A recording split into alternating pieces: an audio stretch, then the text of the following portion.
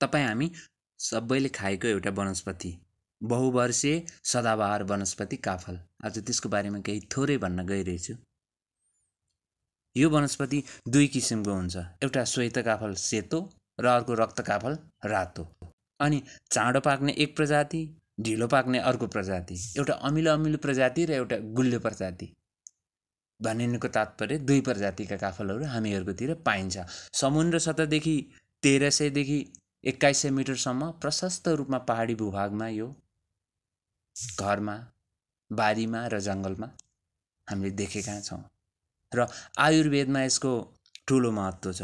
अनेक किसिमका दबाईहरूले भरिपूर्ण यो वनस्पति अनेक किसिमका रोगमा उपचारका लागि औषधि बनाइन्छ। जस्तो रुगा लाग्दा पनि यसको प्रयोग हुन्छ, डायरिया, टाइफाइड, आँखाको बिमारी, टाउको दुख्दा, पुरानो घाउहरूमा पनि यसको लेप लगाइन्छ भने यसको काफलको फुलको तेललाई कान दुख्दा वा दाँत दुख्दा प्रयोग गरेको पनि आयुर्वेदमा पाइन्छ।